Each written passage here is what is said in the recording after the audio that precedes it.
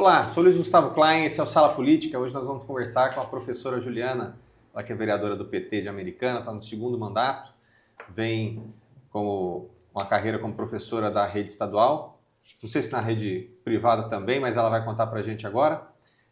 Juliana, é um prazer estar com você, eu que acompanhei principalmente seu primeiro mandato e agora também acompanho o segundo um pouco mais à distância, mas vejo que você é muito aguerrida e faz um mandato muito propositivo na cidade americana. É um prazer falar com você, obrigado por ter aceito o nosso convite e fica aí o seu bom dia para o nosso telespectador. Por gentileza, se apresente, conte para nós quem é a pessoa física, professora Juliana. Obrigada, Luiz. Bom dia a todos que estão acompanhando a TV Todo Dia. Eu sou a professora Juliana. Respondendo sua pergunta, sou professora só da rede estadual, nunca trabalhei na rede privada, inclusive é uma experiência que deve ser muito interessante, mas a minha opção de vida foi me dedicar à rede pública, porque é lá que está concentrada a grande massa, né, de filhos da classe trabalhadora. E isso tem muito a ver com as minhas motivações, inclusive para escolher a minha profissão, que é o meu ofício de vida, antes de ser política, que é justamente a sala de aula, é ser professora, e especialmente professora de sociologia. Eu nasci em Americana, eu tenho 38 anos, tenho uma menininha, sou mãe de uma menininha de 12, a menininha é bondade minha, né? Ela está praticamente uma pré-adolescente. Eu sou filha de pais de trabalhadores de nível médio, né? Meu pai se formou no Senai, é serralheiro, aposentado, trabalha até hoje. A minha mãe passou uma boa parte da vida dela trabalhando com faxina, foi funcionária também da Prefeitura de Americana. Quando as netas nasceu, ela saiu para cuidar das crianças junto com a gente. Enfim, sou filha de uma família de 4 irmãos. Meu pai vem do Rio Grande do Norte, minha mãe vem do interior, mais interior ainda de São Paulo. E eu sou daqui, vivi minha vida inteira em Americana. Me formei em Ciências Sociais pela PUC de Campinas, com bolsa de 100% pelo ProUni. Eu sempre falo isso, Luiz, porque eu acho importante que as pessoas conheçam. Eu estou aqui hoje como vereadora de segundo mandato, mas estou aqui hoje também como pré-candidata a deputada estadual pelo Partido dos Trabalhadores, né? Uma posição, uma oportunidade que me traz muita alegria, muita expectativa, uma expectativa muito positiva, mas também uma grande responsabilidade. Parte dessa responsabilidade, sem dúvida, passa por contar para as pessoas que acompanham o meu trabalho, que estão chegando agora lá na minha rede social, no @junacâmara. Se você não viu, entre lá e veja, porque Luiz sabe mais do que ninguém, nós aqui em Americana temos pouco espaço na imprensa, com algumas exceções, felizes exceções inclusive, mas podemos dizer com tranquilidade, com honestidade, que não temos o mesmo espaço e visibilidade dada aos vereadores que estão na base de apoio do prefeito Chico Sardelli. Então a rede social, o ouvinte, telespectador, ela é o nosso grande painel de prestação de contas sobre esse trabalho que eu faço no mandato como vereadora aqui em Americana, já no segundo mandato. E eu fui ser professora de sociologia justamente porque me reconheci, né, como sujeito social aos 18 anos, eu falo que até tardiamente, né, porque na minha época, eu me formei em 2006 no ensino médio, na minha época, acredito que na sua também, Luiz, a gente não tinha, pelo menos na rede pública, nós não tínhamos filosofia e sociologia na grade. Uhum. E a coisa da politização, a coisa do feminismo, né, um papo que hoje está muito popularizado, inclusive, o falar de política, para o bem ou para o mal, alguns com um nível de ódio e agressividade e desinformação brutais, outros com um bom nível de conhecimento histórico, enfim, de funcionamento do Estado, das instituições, mas a gente tem isso hoje muito motivado pelas redes sociais e por algo que para mim é muito especial, que é a grade de ciências humanas na educação básica, coisa que na nossa época, né, de adolescente, de criança, a gente não tinha. A sociologia, a história da sociologia no ensino, na educação básica no Brasil, é uma história de entra e sai, né? Ela fica um tempo, ela sai. Normalmente ela sai em governos mais autoritários, né? Menos preocupados com a questão da participação popular e da cidadania. Ou seja, quanto menos as pessoas entenderem e se interessarem por política, melhor, porque aí a dominação a partir da política institucional, a dominação a partir dos meios de comunicação, né, dos meios de cultura de massa, porque a gente fala, a política está em tudo, né? Ela está na revista, na hora de montar uma capa, na hora de escolher as palavras de uma manchete de jornal, ela está numa escolha quando um portal resolve que um determinado político não vai poder comentar ali naquele portal. Ela está em todos os lugares. Ela está na música, ela está na letra da música que a gente ouve. E ela está institucionalizada, formal, com essa cara mais dura no parlamento, no governo municipal, estadual ou federal. E aí a sociologia ela fez uma grande diferença na minha vida, mas não porque ela estava na educação básica. Como eu disse para você, até 2006 ela não existia. E eu me formei em 2006. Só que eu consegui, com bolsa também, fazer um cursinho pré-vestibular numa escola privada. E nessa escola eu tive aula com um professor de sociologia e entendi que aquilo era realmente o que eu queria. Até aí eu achava que eu ia ser enfermeira, né? Era para cuidar também de alguma maneira, né?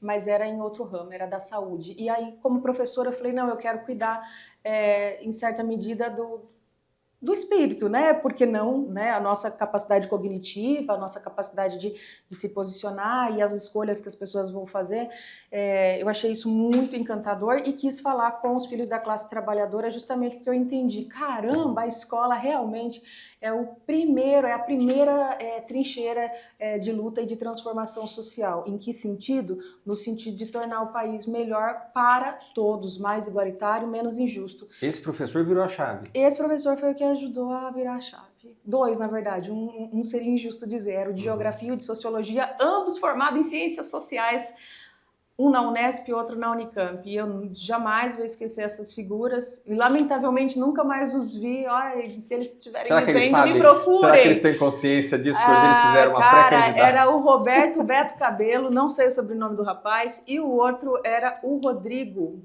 E o sobrenome dele é Rodrigo Paquito, porque ele tinha cabelo loiro e comprido. O sobrenome também não lembro, mas eu gostaria muito de encontrá-los, gostaria de... Isso aqui em Americana? Aqui em Americana mesmo, aqui em Americana mesmo. E aí fiz um ótimo Enem, né? Detonei na redação e tive uma nota muito boa e consegui a bolsa e foi muito, muito, muito importante essa formação para a minha trajetória que veio depois disso, né? Inclusive eu dei aula no João 23, dei aula em escola integral, participei muito das atividades do Sindicato dos Professores, né, da POSP, fiz muita greve, fiz mais do que fazer greve, eu falo, a greve, é difícil fazer greve, é difícil porque você tem desconto, você fica muitas vezes com uma pecha muito injusta de alguém que não quer trabalhar, quando na verdade você quer trabalhar com melhor condição de trabalho, e aí quando você é servidor público, você está falando de uma condição de trabalho que ela não afeta só a sua vida, ela afeta a qualidade do ensino daquela criança que vai para a sala de aula, né, porque quando a gente faz greve a gente está falando de aumento de salário real, a gente está falando de menor número de alunos por turma, a gente está falando de uma sala de aula que num calor infernal, como a gente está vivendo nos últimos anos, né, de crise climática, de uma coisa assim, tem adoecido as pessoas, essa sala precisa estar climatizada, enfim, novas e velhas demandas que numa greve se discute, né, plano de carreira, evolução.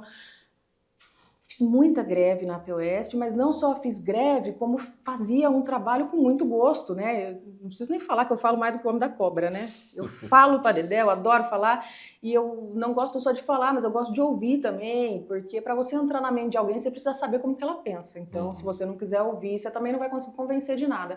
E eu fazia um trabalho muito gostoso, até hoje eu gosto muito de fazer, óbvio, né? Porque se eu faço política, eu faço o quê? Faço trabalho de base, né? Que é falar com as pessoas, convencer o trabalhador de que ele tem um papel importante na greve, envolvê-lo, né, nessa luta, não só fazer a greve e ficar em casa. Isso aí seria até muito, muito tranquilo, mas essa coisa de fazer a greve, mas sair de casa, ir para frente da escola, conversar e convencer outros professores sobre a importância da greve. Aliás, não só professores, né? A gente precisa convencer também a comunidade escolar, porque ela também foi muito envenenada contra os movimentos de luta por mudança social em geral, mas sobretudo contra os movimentos ligados realmente aos sindicatos, aos trabalhadores, né, à população mais pobre e às minorias sociais em geral. É uma visão do espectro político que você defende, que você idealiza, é sempre uma visão mais coletivista? Ah, com certeza. É uma visão coletivista, uma visão no sentido da gente ter um maior envolvimento da população na política.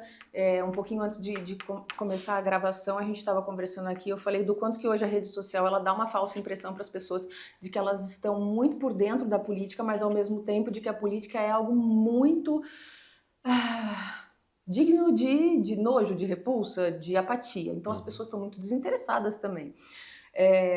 Na rede social funciona muito o discurso fácil, superficial, ou até pelo próprio lógica do algoritmo. Então o vídeo tem que ser curto, os 10 primeiros segundos tem que ter uma chamada que prenda a pessoa, e a gente sabe que o que prende a pessoa é o que a gente chama de empurrar coco na descida. É isso, né? As pessoas quando procuram a rede social, é claro que elas se informam, muitas pesquisam, né? O celular está ali para pesquisa e tudo, mas o grande motor do envolvimento na rede social é o entretenimento. Então, hoje se procura falar de política, mas muito numa pegada de apelo à emoção e menos à razão. Então, a gente tem uma dificuldade de tratar na perspectiva que eu acredito, né, e como eu acho que as pessoas precisam, o que as pessoas precisam compreender da política, muitas vezes é muito difícil de falar em 1 minuto e meio, 2 minutos, 3 minutos, né, 5 minutos, como é o caso da Câmara Municipal. A gente tem lá o tempo de liderança, onde você tem um tempo livre para cada líder de partido, né, de bancada. No meu caso, eu sou a única do PT, então eu tenho os 5 minutos para falar ali, e muitas vezes é insuficiente. Por quê? Exatamente pelo motivo que eu estava falando anteriormente. A nossa grade de humanidades, de disciplinas de humanidades, ela ganhou Sociologia e Filosofia em 2009, mas nos últimos anos eu vou até colocar, eu me afastei da rede estadual para assumir meu mandato em 2020. Mas já em 2019, 2018, começou-se ali um movimento de esvaziamento, de retirada, de diminuição dessa grade de humanidades. E justamente por quê? Porque a ideia é fazer com que a população esteja cada vez menos interessada em relação a isso. E, ao mesmo tempo, aquela isca de raiva que é jogada na rede social e que faz a pessoa ficar ali, rolar o feed, ficar no vídeo, interagir, engajar, ela dá para a pessoa muitas vezes uma impressão de que ela está atuando como cidadã, quando na verdade ela está manifestando muito mais um sentimento, né? Ela está reativa e não de fato ativa, propositiva, ela não está construindo. E uma coisa onde a gente vai olhar isso muito nitidamente, a gente fez muitas audiências públicas no primeiro mandato, né, Luiz? Você acho que se lembra bem. Acho que foram 12 audiências públicas. Tudo quanto é tema que você imaginar. Inclusive, tentaram dificultar a criação de audiências. Isso. Tentaram, não, conseguiram, né? Porque em 2024, para você que não sabe, e eu acredito que infelizmente a maior parte da população de Americana não sabe, em 2024, último ano do meu primeiro mandato, após eu ter feito 12 audiências públicas, a Câmara aprovou uma alteração de regimento e essa alteração ela faz com que agora, nesse segundo mandato, 2025, 2026, por exemplo, a gente teve uma audiência, para ser bem precisa, Luiz, proposta por um vereador da base, né? E para discutir um tema que era difícil até trazer uma coisa propositiva para o município. Por que a gente diminuiu tanto esse número de audiências públicas agora nesta legislatura em relação à anterior? Porque o regimento foi alterado e agora para você colocar uma audiência para ser discutida e votada, você precisa sair com a sua assinatura como autora da proposta, mais 6 vereadores assinando a proposta, para que ela suba no plenário, para que ela entre em discussão e votação. Qual que é a diferença disso? Antigamente, o vereador que não queria aquela audiência pública, ele via ela na sessão e ele tinha que votar não. O cara pensava às vezes 2 vezes, né, Luiz? Pô, eu vou votar não para discutir o tema da água. Cara, peraí. Ficava feio, né? Fica feio, eu não quero desgaste. Agora ele não precisa do desgaste, Luiz. É só ele não, entendeu? É só ele não assinar a proposta. Não chega a público, né? Não chega a público. Então não chega também, é muito forte. Porque o nosso mandato faz escândalo. Porque é o que eu falei para você, a gente não tem outro meio e a gente precisa fazer esse escândalo, vou colocar até entre aspas, para que as pessoas não deturpem. É um escândalo no sentido de que não é a forma de eu falar sobre isso que é escandalosa, é o fato que é escandaloso. O fato em si é um escândalo. Que uma Câmara Municipal bloqueie todas as propostas de audiência pública da única vereadora de oposição. Eu acho isso muito escandaloso. O Walter não seria oposição também? O Walter faz oposição pontual em alguns aspectos, algumas propostas. Isso é evidente, né? Não dá para dizer que o Walter esteja no mesmo patamar dos vereadores aí que a gente chama da base, que são os 100%. O Walter, por exemplo, em relação às minhas propostas de audiência pública, normalmente ele assina, né? Mas vota junto com o governo também em algumas questões, né? Opta por não comprar algumas brigas, mas isso aí não quero nem entrar muito, é escolha realmente de mandato. Mas um mandato de oposição, que eu digo à esquerda, né? Um mandato que vai questionar de uma maneira mais ampla, coisas até bastante complexas na administração, é o nosso mandato. Porque, assim, é uma penca de coisa que tem para ser criticada na administração de Chico Sardelli, uma penca mesmo. E aí, quando a gente... E aí é difícil isso, né? Porque eu que estou olhando de dentro e trabalho com isso, eu sei exatamente qual é a penca de coisas que dá para criticar. Inclusive, não tenho tempo para falar de todas elas. Não tenho, Luiz, não tenho. Porque em cada sessão é 5 minutos, é no requerimento, é num projeto específico. Se eu viver para fazer todas as críticas que são pertinentes à gestão do Chico, eu só vou fazer isso. Então eu faço muito sob demanda, né? Teve recentemente a questão das onças, teve recentemente a questão da arborização. Eu falo recentemente provocações mais recentes, porque são coisas que nós estamos trabalhando no mandato desde o começo.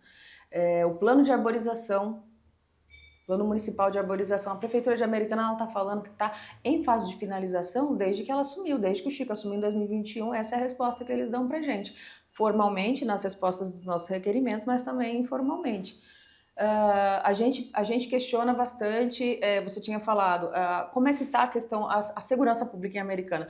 Se a gente pegar dados relacionados a homicídios, latrocínios, furto e roubo, né, roubo de carro, por exemplo, você tem dados positivos. E que bom, eles podem e devem ser celebrados.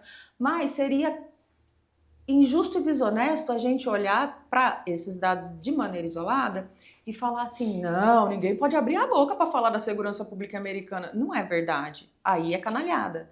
E por que eu falo canalhada? Porque muitas vezes os caras da base, ou mesmo uma parte da imprensa, né? Essa mais canalinha é a minoria, tá? Então, vou ser bem justa aqui no que eu tô falando. Ela é bem minoria, assim. Da que mente, da que é suja, ela é bem minoritária. Pouco espaço eu tenho em geral, mas que trabalha na canalhada, ela é bem pequenininha. Pequenininha numericamente, mas ela tem amplo alcance, porque ela tem espaço todo dia, às 7 horas da manhã. Mas voltando, o que acontece? Esse povo da base, da imprensa, pessoal da administração do Chico, muitas vezes eles tentam me desqualificar dizendo assim, tá fazendo politicagem. Olha aqui nossos dados de segurança, para que ela quer falar mal da segurança pública de Americana, falar mal da GCM? Opa, não estou falando mal, muito pelo contrário. Como é que uma pessoa que defende plano de carreira para a Guarda Municipal está falando mal da GCM? Como que uma pessoa que está para defender guardas femininas dentro da GCM, quem vai e bota a cara para fazer denúncias junto com a pessoa ofendida e que vai para a imprensa e que se expõe dessa maneira, ela não está contra a guarda, está a favor da guarda, para que lá não tenha assédio moral e sexual, para que lá tenha plano de carreira, um plano de carreira, senhores e senhoras, que é muito importante, muito, para todos os servidores, inclusive a Americana, a única categoria dos servidores que tem são os professores. Né? Então, todos os outros profissionais não têm plano de carreira. E por que um plano de carreira é tão importante? Ele é importante porque ele dá para o profissional, e aí pensem na guarda municipal, isso fica muito mais explícito, ele dá para esse servidor a possibilidade, a perspectiva de ganhos salariais, evolução na sua carreira, sem que ele esteja, de alguma maneira, submetido aos caprichos, aos gostos, aos interesses de uma ou outra gestão. Por quê? Porque o prefeito indica o comando da guarda, né? Então, quando você não tem um plano de carreira, você precisa fazer o quê para incrementar o seu salário? Você precisa ser subinspetor. Subinspetor é um cargo de confiança, é um cargo escolhido, nomeação. É livre nomeação. Compreenderam, né? Então, é isso. Então, assim, quando a gente faz essas defesas, muitas vezes a gente fala assim, mas ela está falando porque ela quer, porque ela tem um interesse em se perfazer, não é isso. Todo político, Luiz, isso é uma ótima discussão, até entrando na escala 6x1, né? Você está acompanhando, acho que todo mundo está acompanhando. Tarcísio está falando que é uma proposta populista. a proposta do governo, a proposta da bancada de esquerda no Congresso, que é a proposta de botar fim à escala 6x1, onde o trabalhador, ele tem um único dia de descanso na semana. O que é um absurdo. O que é um absurdo, porque é o que eu falo, principalmente como mulher, a gente sabe muito bem que nesse um dia de descanso, você vai ter que resolver uma burocracia da sua casa no cartório, você vai ter que levar a sua mãe fazer um exame, ou fazer o seu próprio exame de Papa Nicolau, ou ir no dentista com seu filho, ou ir na escola do seu filho. Então, assim, alguma coisa você não vai fazer. E normalmente, gente, sabe o que a gente escolhe fazer?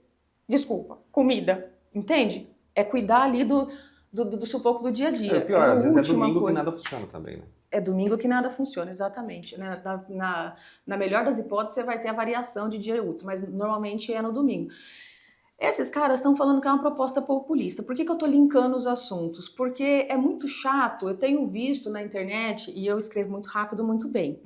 Modéstia à parte, que não tem nenhuma, não tem motivo, porque eu escrevo bem mesmo.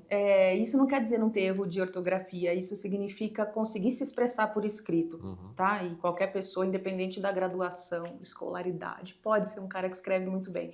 Basta que você se faça entender quando você escreve. Então, eu consigo me fazer entender quando eu escrevo, e eu ando, desde sempre, comento muito nos posts, dentro da minha rotina, do possível, é rapidão, eu vou lá e escrevo. Tanto que tem portal apagando meus comentários. Eu vejo algumas respostas aos meus comentários que falam assim, ano de eleição, né? Aí eu falo, como assim? A pessoa tá... O que tá por trás dessa fala? Em ano de eleição as pessoas querem ganhar a eleição, portanto elas querem aparecer, elas querem mostrar o trabalho que estão fazendo. Eu acho isso, assim, de um equívoco fantástico, né? Enorme. Porque é da democracia que o governante busque, de fato, mostrar o que ele está fazendo. Gente, quem não tem que prestar conta é o rei, né? Porque ele nasce rei, ele não é eleito para ser rei. Então, assim, o cara que é eleito, a moça que é eleita para representar a população, tem que falar do seu trabalho. Não é demérito falar do próprio trabalho. Esfregar na cara do mundo que está trabalhando, que tem domínio sobre um assunto. Ao contrário, é desejável. E sobre a coisa de medidas populistas, o que você está propondo? Você é populista? Porque é ano de eleição, a escala 6x1 é populista. Ora, então nós vamos defender o quê? Nós vamos defender, sei lá, trabalho infantil? Não vamos ser populistas, vamos defender agora que as crianças possam trabalhar. Nós vamos defender que... Aliás, tem uns que estão defendendo isso. Você viu a emenda que os caras colocaram na 6x1? É uma emenda que permitiria 52 horas de trabalho por semana. É uma emenda que jogaria a escala 6x1 para ser válida daqui a 10 anos, 2036. É uma emenda que prevê que até 2036 a empresa que se voluntariamente aderir a isso, eu vou acabar com a escala 6x1 aqui na minha empresa porque eu sou um cara legal. Que o patrão fosse recompensado, que a gente está chamando de bolsa patrão, né? Não tem o que falar. Mas que ele fosse recompensado em dinheiro através de isenção, né? de imposto, de tributação, enfim, dando desconto aí nos impostos que ele deve para o Estado brasileiro, para que ele faça adesão a essa medida. Quando se fala de uma medida populista, é muito difícil, é muito triste que o povo tenha sido convencido disso, sabe? Convencido a se colocar contra alguém que de fato está fazendo uma coisa que é positiva. É muito mais uma questão de saúde pública, quase, né? É praticamente uma questão de saúde pública, a questão do trabalho, saúde mental, saúde física, a própria produtividade. As pessoas são bastante céticas em relação a isso, mas né, nós temos experiências já mapeadas, não só a nível de Brasil, mas sobretudo a nível de mundo, né, de países europeus, onde você teve redução, aliás, redução muito maior do que essa. 4x3, né? 4x3, né? Olha, minha filha tem 12 anos, ela fala, não, a minha geração vai brigar pela 4x3. Eu falo, tomara que a gente, para um dia conseguir isso, se um dia essa discussão for possível no Brasil, isso significa que a gente vai ter dado um salto gigante de mentalidade, de compreensão da vida, do valor do dinheiro, do que do trabalho, tudo. Nós temos boas experiências, era isso que eu estava dizendo, em outros países, sobretudo, com redução de escala para 4x3, né? Onde a pessoa trabalha menos, mas ela produz muito mais. Ela produz muito mais, porque ela produz muito mais feliz, muito mais saudável, né? Ela tem uma estabilidade que dá para ela uma outra vontade de produzir, um outro sentido para o próprio trabalho. E é um tempo para a pessoa cuidar da saúde dela. Aqui no Brasil, o fim da escala 6x1 é o fim de uma escala que se assemelha demais a um regime de trabalho análogo ao trabalho escravo, né? Onde a pessoa ela tá ali. O Tarcísio falou essa semana, eu fiquei chocada, porque assim, a gente fala, né? Populista seria então alguém que faz uma medida, que propõe e defende uma medida que vai ser benéfica para a população. Agora, o que eu posso falar, por exemplo, de um Flávio Bolsonaro que propõe assim, eu acho, né, porque isso aí é o que o guru da economia do Flávio andou dizendo por aí, e ele fala assim, a aposentadoria ela não deve majorar na mesma escala que o salário mínimo, ela tem que majorar só dentro do percentual da inflação. O que na prática vai fazer com que a aposentadoria, né, anualmente, ela seja reajustada num índice menor, num teto fixo, percentual da inflação do ano anterior e já era. E o Gualípolo ontem falou algo até mais, ele falou que é mais grave do que isso. Ele falou que indexar a inflação é pior ainda, que não devia ter relação nenhuma. Sim, então... eu vi essa crítica e achei até muito bom, né? Porque o Gualípolo, ele foi indicado pelo presidente Lula, né? Isso é fantástico, Luiz. Sabe por quê? Porque eu adoraria ser a pessoa que vai trazer a desmistificação que muita gente tem assim, nossa, mas quando um presidente indica alguém para um cargo como diretor do Banco Central, esse cara vai falar amém para toda a perspectiva do governo, ele vai caminhar ali, é só olhar para a história. Infelizmente, isso não é tão simples, porque você tem que fazer pesquisa, você tem que ler, e você tem que ter para você ler, você tem que ter um nível de alfabetização, e a gente sabe que analfabeto funcional no Brasil é 1/3 da população, que é o cara que lê, B-A-B-A-L-A lá, bala, mas ele não consegue compreender o bala no contexto de um texto de segurança pública, ele entende? Ele vai, né, ele não vai conseguir compreender o sentido do texto. Então, para compreender isso que eu estou te falando, que eu falei que eu gostaria de ajudar, né, quem dera eu pudesse desmistificar, mas eu posso só ajudar a desmistificar de que, você é lulista, você fala amém, como se partido fosse igreja. Não, me desculpa, gente, né? Não é igreja. Eu tenho críticas a medidas, eu tenho críticas a condutas, a modos de fazer, e exponho essas críticas da maneira como eu acho mais produtivo, que evidentemente é dentro do partido, disputando o partido, né? Tem muita gente que fala assim, mas se você critica, então você tem que sair. Eu sair? Não, eu fico e disputo, né? Então, eu li um texto fantástico sobre algumas declarações do Gualípolo recentemente, né, o diretor do Banco Central, e que servem para ilustrar muito bem. Olha, não é porque é uma indicação do presidente Lula que vai rezar uma cartilha muito fechada exatamente como é de interesse do governo. A mesma coisa se dá para indicações do Supremo Tribunal Federal. Se olhar para a história, verá que muitos ministros indicados por governos do PT tomaram decisões que afetaram diretamente o partido, afetaram diretamente figuras como o próprio presidente Lula. O próprio Dias Toffoli, né? Exato, sim. A questão de impeachment, né, da presidenta Dilma, isso para ficar nas questões mais conhecidas da população. Mas se você for levantar na peneira, na lupinha, que é um negócio que dá mais trabalho realmente, você vai ver decisões, porque o STF é isso, ele é o garantidor da constitucionalidade das leis, das decisões, ele é o protetor, ele deve ser o protetor da Constituição. Se você for olhar com a lupa, você vai ver que ele decidiu sobre temas que de uma maneira, numa perspectiva que é oposta à perspectiva da esquerda de maneira geral ou do governo, né, do PT a nível nacional. Então, quando eu olho para o candidato, né, um candidato à presidência da República, pré-candidato, como o Flávio, falar uma dessa, quando eu vejo o Tarcísio falando que, olha, o trabalhador, se a 6x1 cair, não necessariamente o trabalhador vai usar esse tempo para descansar, ele vai arrumar bico para ganhar mais. Eu acho disso de um grau assim, de irresponsabilidade, né, de até perversidade, porque, desculpa, friamente falando, de fato, ninguém consegue controlar o trabalhador, porque ninguém, isso seria até inconstitucional. O que você vai fazer com o seu tempo livre? Pelo amor! Mas quando um governador pré-candidato à reeleição se sente confortável para dar uma tacada dessa ofensiva em cima da classe trabalhadora, eu falo, meu Deus do céu, realmente a gente precisa, assim, triplicar a quantidade de grade horária de humanidades na educação básica, porque para a população em geral, hoje em dia, todo mundo sabe disso, todo mundo ouviu isso, muita gente acredita nisso, política é tudo igual, se fala muito. Ah, política é tudo igual, eles estão em época de eleição, então eles estão performando, Olha, não, é só olhar, 15 minutos comigo eu te convenço que político não é tudo igual. Acho que sim, não precisa nem 15, porque é muito, muito, muito objetivo. Juliana, mas assim, desculpa te interromper, Claro.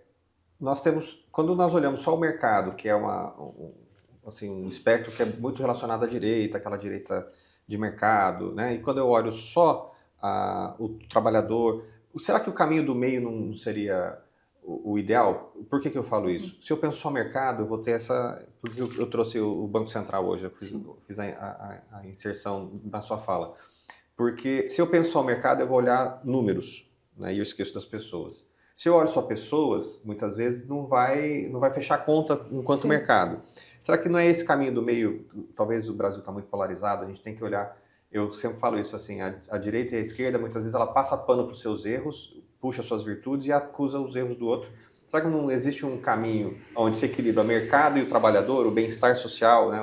O trabalhador ter um pouco mais de descanso, ao mesmo tempo produzir mais para isso? Será que a gente não está muito radicalizado, a gente tem que buscar um caminho que olhe os dois lados um pouco? Também do empresário, mas também o gerador de empregos e também do trabalhador? Então, Luiz, em relação a isso, eu tenho uma opinião. A gente às vezes usa a palavra polarização, eu já usei em diversos contextos, e depois olhando de novo eu falo, eu tinha que encontrar uma outra palavra para polarização, porque não é exatamente isso. A gente vive, né, a questão, nós vivemos em dois polos, mas seria esse o problema? Seria este o problema, termos dois polos? Porque nós estamos falando hoje de dois polos, em que termos? Pensa.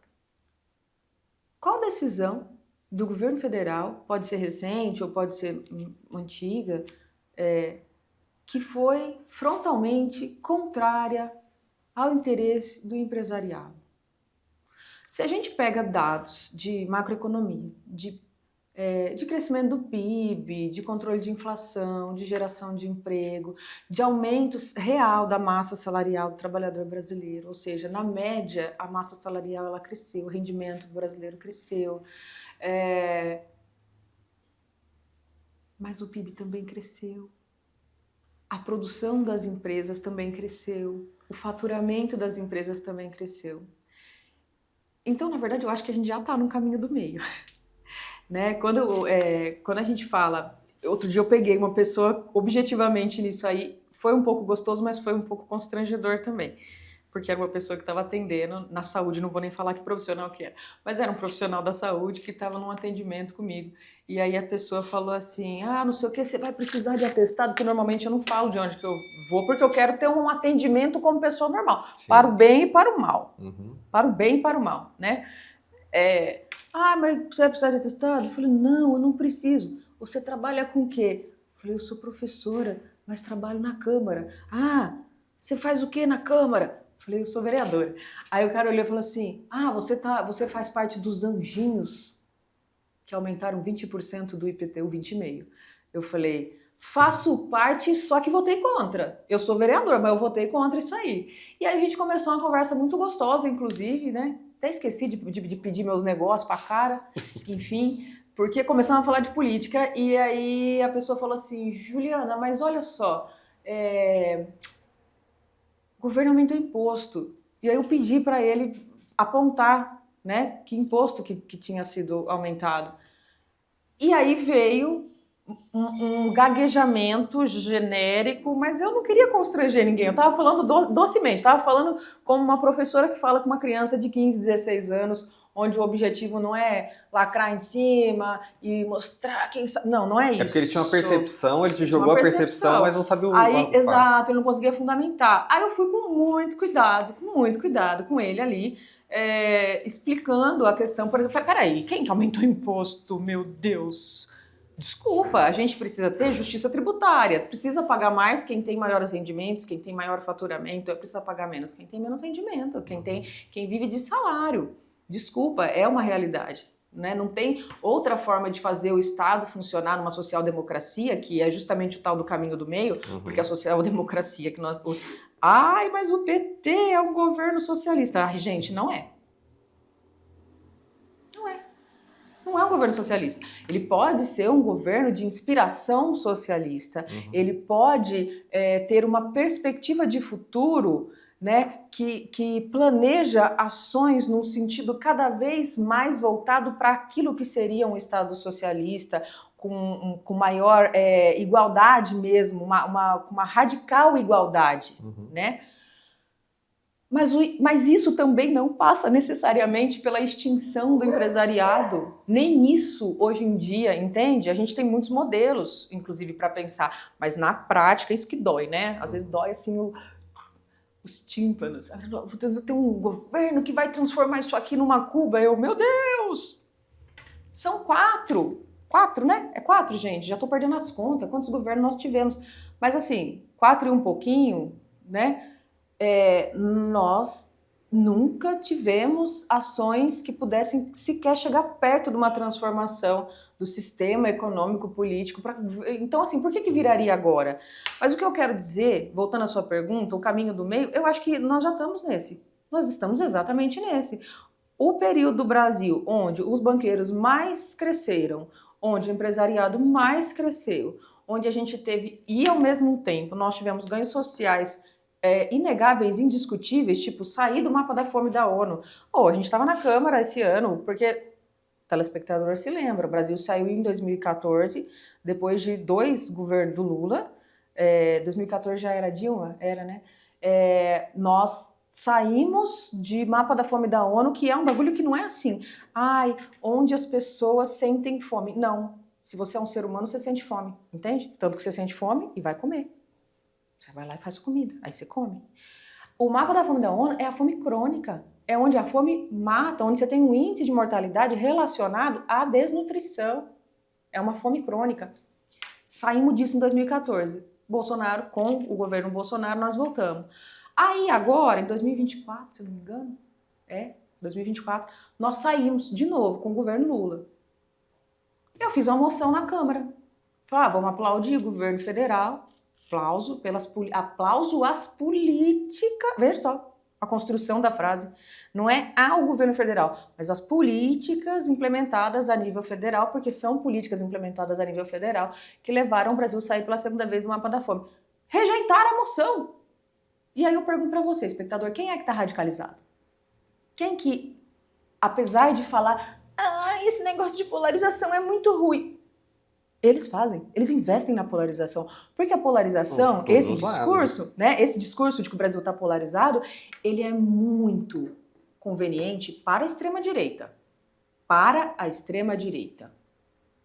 Essa é a grande questão. Porque se nós temos 2 polos no Brasil, e eu até acho que em certa medida nós temos 2 polos, é o que defende a democracia, é o que não defende a democracia. É o que acha que vacina salva vidas, é o que acha que vacina não salva vidas. É o que acha que o trabalhador tem que trabalhar o quanto precisar. Se for 6 dias e descansar um, tudo bem. Se for 7 e descansar nenhum, também tudo bem. O que importa é o livre mercado, é oferta e demanda. Se tem trabalho e ele precisa de trabalho, que assim seja. Nós temos esses polos hoje no Brasil. Então, se é dessa polarização que nós estamos falando, legal, gente. Eu estou aqui no polo que defende vacina, que defende a saúde pública, que defende a universidade pública. Porque esta galera de extrema-direita está dizendo que a universidade pública tem que ser revista, que as pessoas têm que pagar de alguma maneira para estudar. E aí eu falo, Clem, meu Deus, eu fui fazendo um link aqui, não vamos perder o fio da meada que nós estamos falando. Porque e depois eu tenho que puxar para a pré-campanha sua ainda. É verdade, eu vou correr, eu vou acabar de falar para você falar. Se tem uma coisa que eu não tenho talento, do político tradicional, né, Clem? O negócio é o seguinte, o cara se joga no seu colo num evento, sabe, evento público, quermesse, o cara se joga, ele nem te conhece, porra, ele cumprimenta você como se fosse padrinho dos seus filhos. Eu não tenho essa cara. Preciso desenvolver, dizem meus assessores que eu preciso desenvolver um pouco mais disso. E eu também tenho dificuldade com autopromoção. Eu preciso também melhorar isso. Sabe, falar dos projetos, Eu falar acho que você é bem eficiente nisso. Acho que eu sou sutil. Exato. Mas voltando para a questão é o seguinte, nós temos hoje uma galera que defende o fim da universidade pública. Talvez não com essa frase, o fim da universidade pública. Teve um pré-candidato que falou sobre isso aqui, inclusive, na entrevista comigo. Mentira, teve essa coragem. Teve. Meu Deus. Bom, enfim, então vamos fazer o contraponto. A Universidade Paulista, há 31 anos, ela não tem investimento majorado. Há 31 anos, eu tenho 38. Há 31 anos, você não tem ampliação efetiva de investimento na Universidade Paulista. Só que você teve aí o crescimento de muitos campos, ampliação de cursos, ampliação do número de estudantes dentro das universidades, né? A Unesp, a USP, a Unicamp. Então você tem esse cara, e eu ia te contar um caos rapidamente. Eu fui trabalhar, e estou trabalhando, Clem, porque aqui em Americana eu sou presidente da Comissão de Assuntos da RMC, da Região Metropolitana de Campinas. E essa comissão, né, a partir desta função, dessa perspectiva, eu tenho falado tanto aqui com a SEDUC, Secretaria de Educação de Americana, mas também com cidades aqui da RMC, dentre elas Santa Bárbara do Oeste. Fui lá para falar, olha, vamos fazer adesão. Fui, né, conversar com a secretária, a Tânia, que é uma mulher negra, uma mulher de luta, uma mulher que vem da periferia da cidade e, né, uma pessoa que defende a educação pública. Falei, Tânia, olha, eu vim te trazer um ofício. A Tânia olhou para mim e ela falou assim, olha, que simbólico você me trazer isso no dia 14 de maio, porque era 14 de maio. Aí eu, 14 de maio? Mas eu conheço o 13 de maio, pensei, né? Aí ela falou, Aí eu, mas por quê? Eu não entendi a piada. Ela falou assim, não, Juliana, que o 14 de maio é o pós-abolição. E no Brasil, a gente sabe que a abolição, ela foi capenga, ela foi mequetrefe, ela foi safada. Por quê? Libertaram, acabaram com a escravidão, mas de fato não libertaram o povo negro. O povo que estava ali escravizado, que era o povo negro. E você está me trazendo aqui uma proposta de colocar um Instituto Federal que vai atender a juventude, principalmente, mas os adultos também, da nossa região, com ensino superior de qualidade, ensino técnico de qualidade. Então, nada mais simbólico do que isso, porque quando a gente fala de ensino de qualidade, ensino público de qualidade, por isso que eu estou linkando com o assunto da escola pública, da universidade pública, a gente está falando de emancipação do povo brasileiro, né? É um povo com maior condição de ter melhores oportunidades no mercado de trabalho, de se encontrar num ofício que ame e desenvolva com mais eficiência. E aí quando eu olho, voltando para o assunto dos doidinhos da extrema-direita, porque tem que ser assim, amalucadinho, para defender o fim da escola, da universidade pública. Isso é muito radical. Principalmente, você que está me ouvindo deve se lembrar, em 2003, antes, né, até 2003, por ali, a história do Brasil, ela sempre foi de uma universidade pública elitizada, é verdade. Teve que se trabalhar demais para ampliar o número de pessoas pobres, negras, pardas, indígenas nas universidades. Eu, inclusive, sou a primeira geração da minha família que faz ensino superior. Mas eu acho que para quem nasceu em berço de ouro, com privilégio, quem vive de renda, quem vive de herança, quem não tem uma assinatura na carteira de trabalho, eu acho que esse papo é mais difícil de ser compreendido. Eu entendo a perspectiva, mas não vou me furtar a fazer o contraponto, a desmontar o argumento. Isso eu não vou tolerar. Até porque, veja só, a gente está falando de uma universidade que hoje tem a maior parte dos alunos, as universidades públicas, né, vamos falar de maneira geral, a universidade pública no Brasil, hoje ela tem mais de 50% dos seus alunos oriundos de escola pública, ou negros e pardos, indígenas, quilombolas. Então, peraí, nós estamos falando hoje de uma universidade muito mais democrática. E outra, desculpa, quer falar de democratizar o ensino superior? Quer? Então vamos falar da escola básica. Aí vamos discutir, então, educação básica. E aí a gente abre um outro leque que nós vamos só segurar, porque isso aí vai entrar nas coisas do plano de governo. Mas é muito dramático que hoje as pessoas se valham dessa história de polarização, essa história de o outro na Alesp, não vou falar o nome do outro, mas o outro é um deputado aí, radicalizadíssimo, de extrema direita, que quer acabar com o direito de greve dos estudantes. Direito de manifestação. O estudante pode perder, segundo o projeto dele, pode perder a bolsa, ele pode perder sei lá, iniciação científica ou mesmo a vaga dele na universidade, dependendo aí do envolvimento dele com o movimento estudantil. Cara, desculpa, isso é muito bizarro, porque você está falando de um movimento que não está querendo privilégio, é um movimento que quer que o bandejão da Unicamp, por exemplo, tenha uma comida de qualidade. É um movimento, e isso eu estou simplificando, tá, ouvinte? Porque a comida de qualidade que eles estão lutando, no final das contas é isso, você precisa saber. Ela é terceirizada, entende? A universidade está toda terceirizada. Toda terceirizada. A limpeza, a segurança, a comida, não sei o que, a iluminação, o piriri, o pororó, tá. A empresa privada, quando ela entra no serviço público, ela entra para lucrar, então ela vai ter que tirar de algum lugar. Ou ela tira da qualidade da alimentação, ou ela põe menos funcionário, ou ela põe funcionários menos capacitados e assim por diante. É sobre isso que os caras estão falando. É sobre ter, e aí eu coloquei moção, vai ser votada agora na terça-feira, porque a Câmara ficou suspensa a energia na última, acabou não sendo votada, mas eu fiz uma moção para aplaudir o movimento estudantil, especificamente da Unicamp de Limeira, que estão pedindo a criação de uma moradia estudantil lá.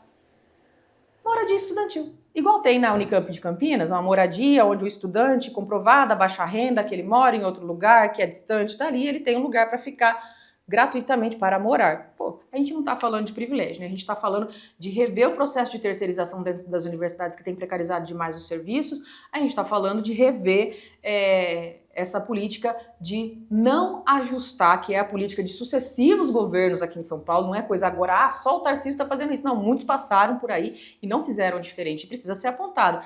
Que é o quê? Dá sempre o reajuste muito dentro daquilo mesmo da inflação, sem o reajuste real, né, acima do que foi inflacionado.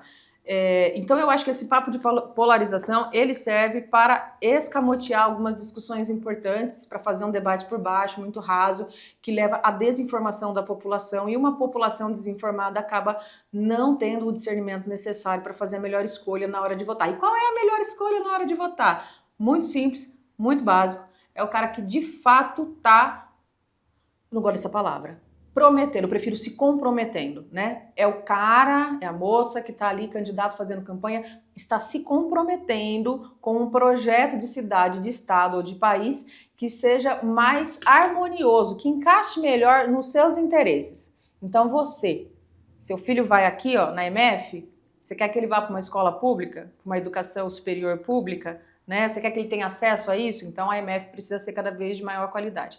E quando ele chegar lá, você quer que ele não só passe, né? Você quer que ele chegue e consiga terminar o curso dele? Então ele tem que ter condição de permanência ali, ele tem que ter comida, moradia, transporte adequado. Então acho que é disso que a gente está falando, né? Puxando um pouquinho agora para pré-campanha. Campanha. Pré-campanha. Pré-campanha. Campanha vai começar em agosto, né? Isso. Fala um pouquinho para a gente. E eu peço para você tentar sintetizar o choque de realidade, que isso eu sempre gosto de falar com quem tem mandato, o choque de realidade antes da primeira eleição, depois que você assume a cadeira, porque de fato todo mundo passa por isso, aquele choque de como as coisas funcionam de fato, né?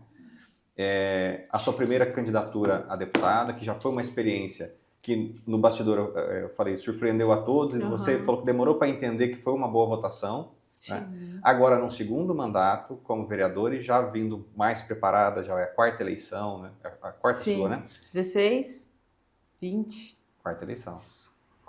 Quarta eleição, você já sabe um pouco mais como fazer, acredito. Sim. E a sua perspectiva em sendo eleita, né? O que você espera se é um mandato para todo o estado de São Paulo, se você é uma candidata que pensa mais regionalmente, o que você está pensando? Ai, maravilha. Bom, como eu te falei, né, eu venho de uma perspectiva de transformação social, pela minha origem social, né, filha de trabalhadores médios, né, peão, filha de peão. Sou a primeira geração da minha família que vai para o ensino superior. Sou professora da educação pública, né? E na educação pública, você sabe, a sala de aula ela é um microcosmos assim, do que acontece no Brasil. Então, tudo ali você vê uma amostra grátis de como funciona a sociedade em muitos aspectos. Então, tudo isso me despertou bastante para entrar na política, para disputar a eleição. E sobretudo, essa percepção que a gente tem, eu tive essa percepção muito na pele, porque eu fui professora de ensino integral e fui exonerada. Exonerada é um termo forte, porque não chega a ser uma exoneração, né? É uma cessação de designação. Eu continuo servidora efetiva do Estado, mas numa escola de tempo integral, eu tive meu contrato depois de 2 anos e meio, minha filha, eu ainda amamentava minha filha na época, questões políticas, né? Por discordâncias que no papel são escritas assim, não atende mais o perfil da escola. Entendeu? Por 2 anos e meio. Bom, enfim.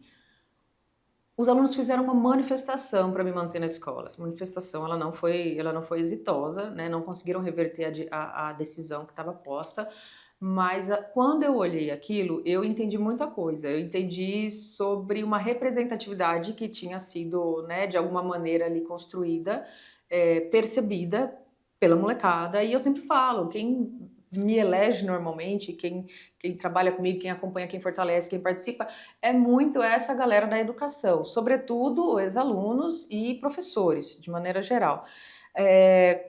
Olhando, né, para esse período de 2 mandatos que eu tive até agora, eu escolhi fazer um caminho que é um caminho que tem suas coisas muito legais, mas ele tem também entraves muito cruéis, né? Então, assim, o que é legal do caminho que eu escolhi? O caminho da independência.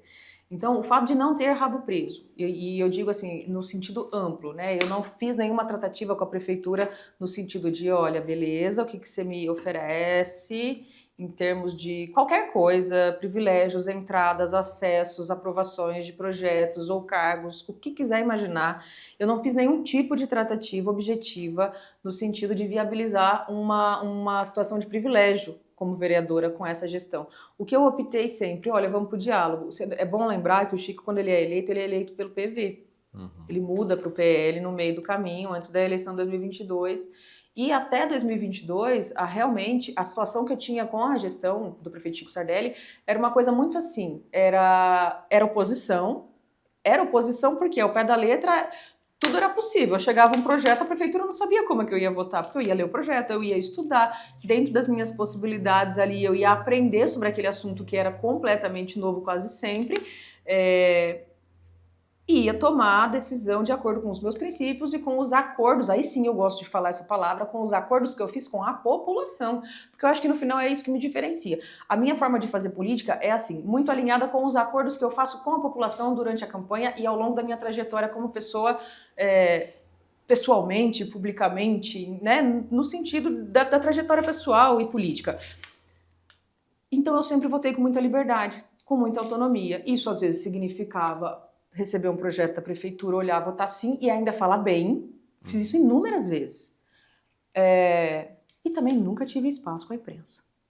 Não se tratava disso. Acho que eles sempre viam em mim um potencial, um perigo potencial muito maior, que eu acho que tem a ver com, inclusive, outras eleições a nível municipal, enfim.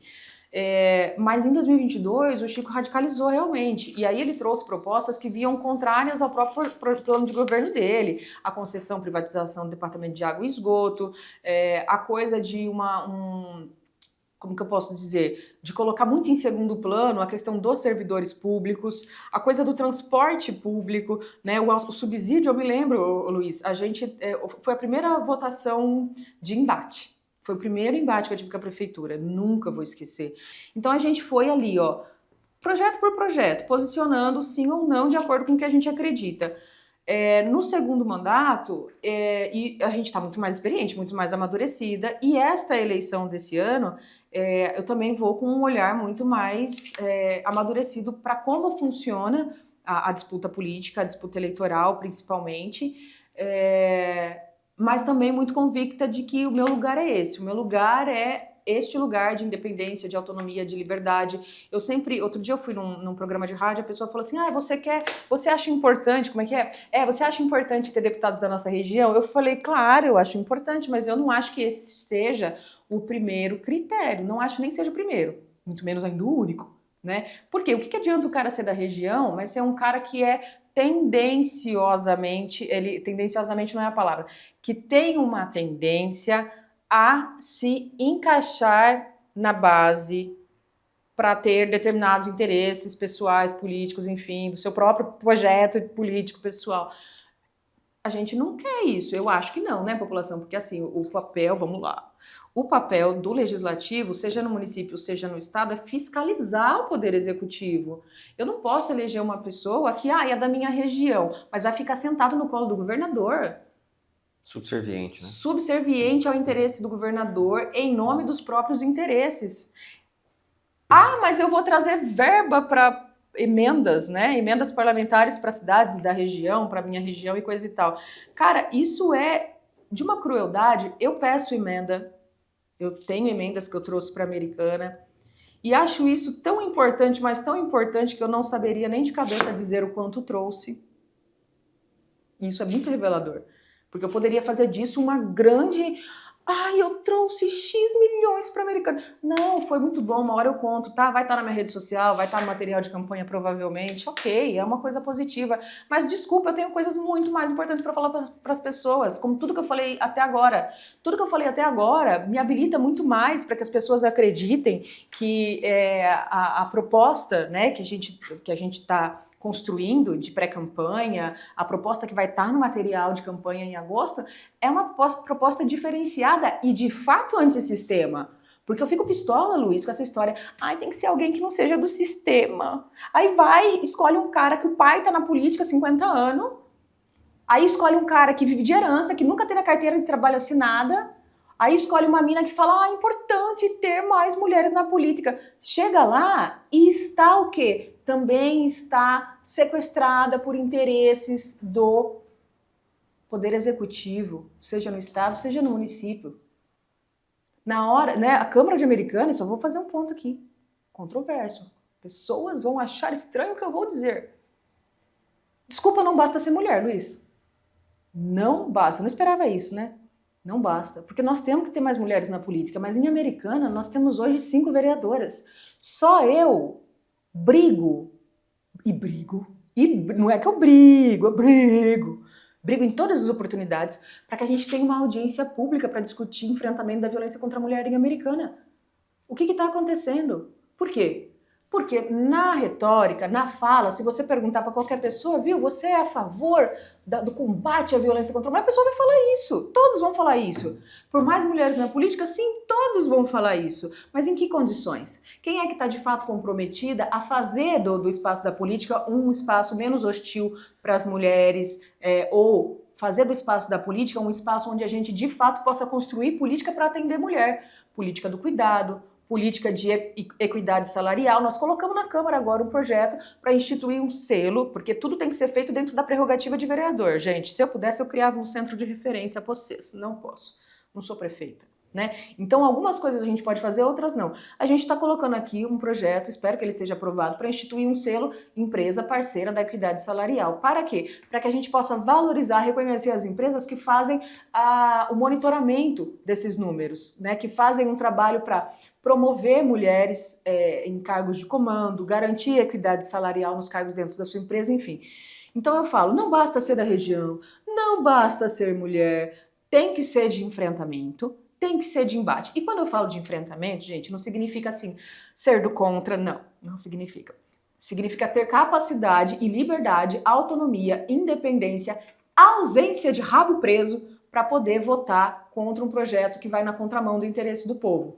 Né? Uma majoração de imposto de IPTU, por exemplo, 20,5%, né? Uma majoração de 64%, como foi aqui em Americana, para os procuradores do município, né, que já ganham um alto salário, que já tem uma alta renda mensal.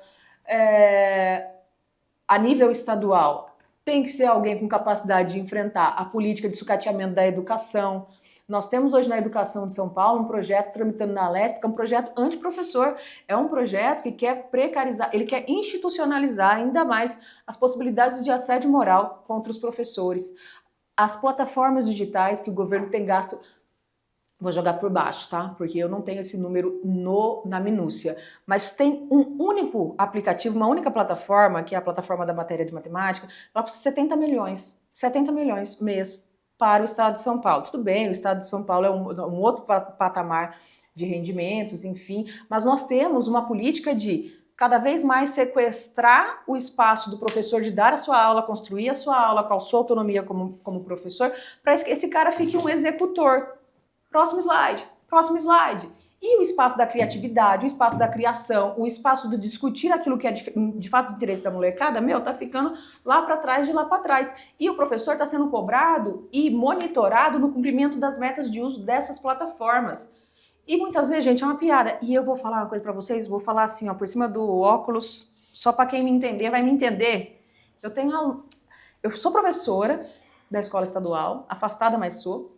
Tenho muito contato com o professor, mas eu tenho uma filha que vai numa escola estadual. Então, você me desculpa, me respeita, eu entendo como é a qualidade hoje da educação no estado de São Paulo. E o que nós temos é o quê? Um projeto tramitando na Alesp para instituir mudanças relacionadas ao recesso dos professores, abonadas de professores. É uma loucura completa, né? E, ao mesmo tempo, a gente tem aí uma série de figuras políticas trabalhando na contramão, ou melhor, muito aliados a essa ideia de precarizar a educação básica, chamando o professor grevista de vagabundo, né? Falando que se a gente não tiver essas plataformas, o professor ele vai doutrinar em sala de aula. É um absurdo tão grande, é uma falácia tão grande, e para mim é muito simples. Eles querem destruir realmente as forças do professor para que ele não se organize, para que ele não lute, para que ele não reivindique, para que ele não faça greve, e eles querem esvaziar a sala de aula de conteúdo crítico, porque eles querem cada vez mais um aluno que saia dali minimamente alfabetizado, mão de obra barata, altamente adaptável, altamente conformada e altamente desinteressada pelas questões políticas. Esse é o projeto de educação do governo Tarcísio de Freitas. E aí é por isso que eu falo, trazer essa perspectiva dessa eleição 2026, de que basta o cara ser da região porque ele vai trazer emenda para a cidade, basta o cara ser da região porque ele vai trabalhar pela região. Não necessariamente. Né, tem que saber, ele vai fazer enfrentamento à política de educação do governo Tarcísio, ele vai fazer enfrentamento à política de privatização dos rios paulistas do governo Tarcísio. Isso é um assunto seríssimo, seríssimo. Eu tive nas audiências públicas, eu tive no parlamento da RMC discutindo essa proposta, e aí os caras falam, mas é porque a gente não tem assim uma condição própria de investir. Que absurdo, que balela. Só da educação o governo Tarcísio tirou 11 bilhões do orçamento. Tirou 11 bilhões do orçamento. Ele cortou a verba para a política das mulheres em mais de 60%. Ele cortou em mais de 50% a política voltada ao combate do crime organizado. Enquanto o governo federal anunciou esta semana, Luiz, você deve ter visto, porque você acompanha a política, o governo federal, o governo Lula, anunciou um pacote de 11 bilhões de reais para investimentos em segurança pública. Não é qualquer segurança pública, porque uma coisa é você falar, eu comprei viatura, eu comprei arma, eu comprei uniforme. Perfeito, maravilhoso. Precisa, né, gente, sem viatura, sem uniforme, sem armamento, não tem segurança, não tem policiamento na rua. Agora, tem que ter peito, coragem e vontade política para combater o crime organizado pelo andar de cima, que é o que o governo federal está fazendo. A operação Compliance Zero, que chegou no escândalo do Master agora, que tá bombando, porque os caras tentou colar a responsabilidade na testa do Lula e dizer que o Master era Lula, o Master era PT. No final das contas, o Master é Bolsomaster, sem dúvida, porque quando você olha a listinha de quem tem envolvimento objetivo, tá? Diferente da extrema-direita, que condena sem o julgamento acontecer, nós da esquerda, nós costumamos ter um cuidado com isso, inclusive para garantir que as pessoas possam ter o direito de defesa. Então eu vou falar bem bonitinho, bem gostosinho. São pessoas envolvidas, investigadas por envolvimento. Elas não estão condenadas, elas estão investigadas, tá? Por que eu tô falando nisso? Porque a ideia da segurança pública, ela precisa ser tratada com a devida responsabilidade, porque senão a gente vai continuar com uma segurança pública que enxuga gelo, mas não ataca o andar de cima. A Asas de Ícaro, posso estar errando no nome da operação, porque é muita operação da Polícia Federal. Quando a Polícia Federal tem autonomia, diferente do governo Bolsonaro, que ele ia, trocava o comando da PF, lembra aquela história que fez até o Sérgio Moro sair do governo Bolsonaro em 2021, né? 21, 22, eu sempre confundo. Vou trocar o comando da PF. Ele falou e fez, tanto que o Moro vazou. Não porque ele é bonzinho, coisa e tal, mas porque ele tinha o próprio projeto político dele e hoje está mais claro do que nunca, porque ele está eleito.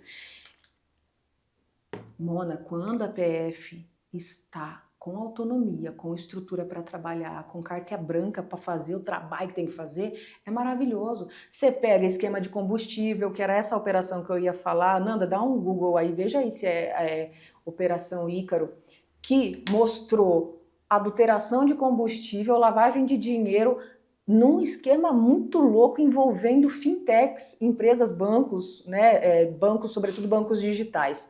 Aí foi, teve aquele lance da adulteração dos combustíveis, lembra? Aí falava, nossa, será que tem a ver com isso? Tudo coisa da PF, do Ministério Público Federal, né? Fora as coisas de Tribunal de Contas, agora, até marquei aqui, mas não vai dar tempo de falar. O Tarcísio de Freitas, e ele agora tem que lidar com um negócio muito chato. Se eu fosse governadora, eu já ia estar arrepiada. 2. Primeiro, Justiça Eleitoral mostrou 25 milhões na última campanha dele que não tem... 25 milhões que não está explicado, não tem nota certinho mostrando onde foi gasto e umas doação muito louca de gente morta para a campanha do Tarcísio. Meu Deus! Eu não ia nem dormir. Mas acho que ele lida com coisa até muito pior. Outra, Ministério Público pediu para o Tribunal de Contas investigar, os dois estão aí apurando... Parece que tem envolvimento do PCC na administração pública, no governo do estado e em municípios paulistas. É muita coisa. Tudo isso, Luiz, não surpreende quem? Quem está acompanhando a política recente. Vocês se lembram do Derrite? Que ele, deputado federal, foi... Pré-candidato ao Senado? Hoje pré-candidato ao Senado. Ele era secretário de segurança do Tarcísio, né? Tarcísio tirou ele um pouquinho e falou, vai lá relatar o PL antifacção do governo federal. Foi lá e foi para ser o relator. Velho, ele fez, nunca lembro, 5 ou 6. Vamos botar 5 que é para não errar, vou errar para baixo. Fez 5 versões do relatório final, Luiz. Ele fez 5 versões do relatório final e fazia uma... Era um escândalo de absurdo. Tão absurdo, vou dar um só. Enfraquecimento da Polícia Federal. A Polícia Federal só poderia investigar alguns assuntos mediante autorização dos estados. Veja só, é o enfraquecimento tanto do ponto de vista da estrutura de investimento, porque isso aí, no final das contas, eles até conseguiram, viu, gente? Eles iam no relatório final, que ficou um pouco melhor, tá? Porque teve muita luta, teve muito debate, e 5 versão é porque o cara, a primeira, não, tá muito bizarra, não, tá muito bizarra, não, tá muito bizarra, a quinta falou, não, agora... Ai, cansei, vamos aprová-la esta. Só que no relatório finalzão, o que aconteceu? Tinha uma partinha lá, uma emendinha lá, que falava o seguinte, seria criado um imposto sobre bets. Imposto sobre bets específico para angariar recursos para o Fundo Nacional de Segurança Pública. Tiraram. Tiraram o que eu falo, vocês sabem quem, né? Não foi o governo federal. O governo federal até... E como você sabe que não foi o governo federal? É só pegar os deputados da base do governo Lula, você vai ver eles falando, olha o que eles fizeram, é criminoso essa retirada, porque tira recursos que poderiam incrementar o Fundo Nacional de Segurança Pública. O que eu estou querendo dizer com isso? Não surpreende que o Tarcísio fomente o Derrite nesta função e que o Derrite desempenhe este papel a serviço de quem... Né, nós estamos falando, que é o governador de São Paulo, não surpreende quando o próprio governador de São Paulo ele está tão envolvido, né, enredado numa série de situações bastante suspeitas. Nós temos aqui também no estado de São Paulo uma situação muito ruim com o propinão do ICMS, né? Os caras gostam de falar coisa a gente aprendeu com a direita, isso aí, não é? Mensalão, petrolão, né? Então, para ficar um nome fantasia, né, para o público entender rapidamente, é que propina já é em si um nome mais difícil, né, de compreender. Mas basicamente é o seguinte, Secretaria de Fazenda do governador Tarcísio de Freitas, escândalo da liberação fraudulenta de créditos de ICMS na Secretaria de Fazenda. São 11 pessoas investigadas, afastadas do governo, né, da Secretaria de Fazenda até agora, 1 bilhão só em propina, e aí a gente só em propina. O que é a propina, gente? É uma coisa assim, eu chego pro cara e falo, quando você quer fazer um esquema comigo? Tô. Eu dou um negocinho pra ele. Isso é a propina. Agora, esse negocinho que eu peço para ele fazer, ele vai onerar o cofre público.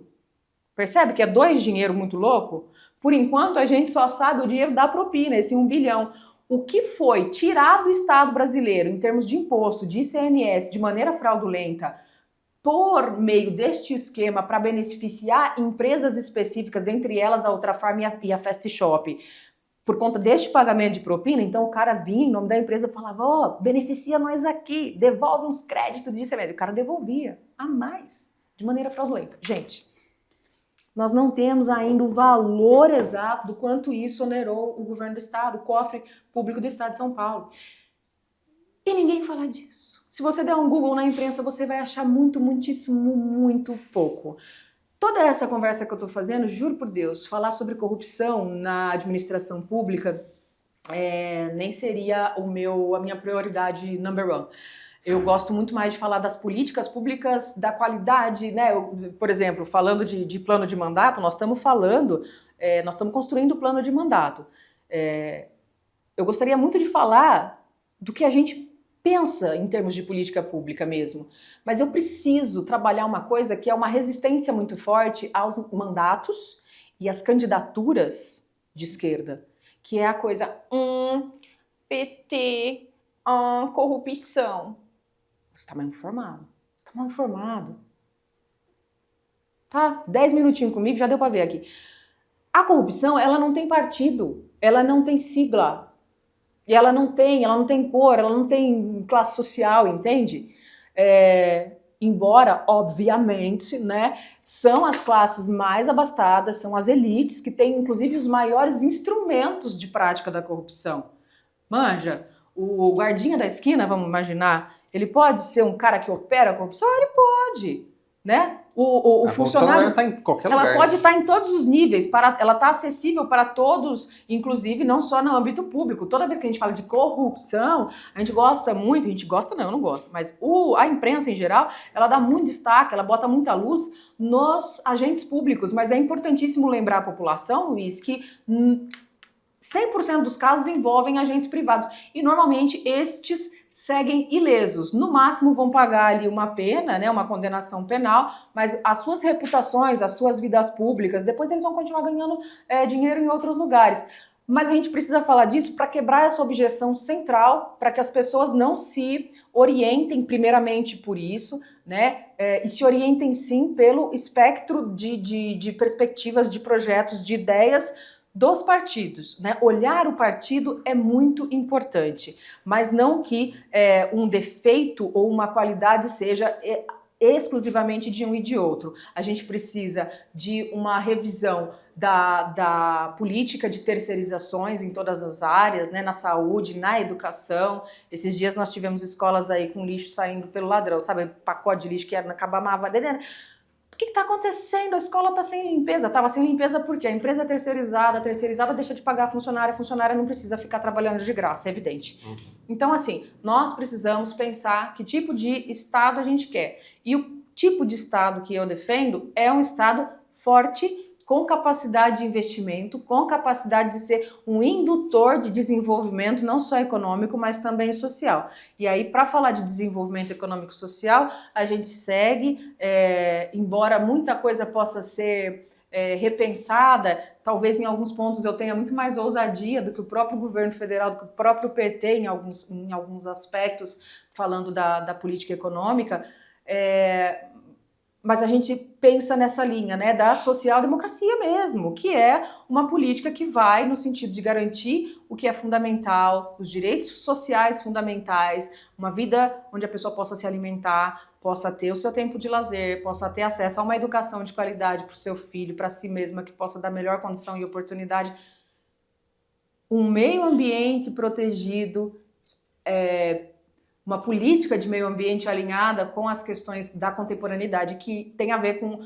Aí é dado científico, gente. Quem acredita, acredita. Quem vai acreditar que a Terra é plana já é mais difícil.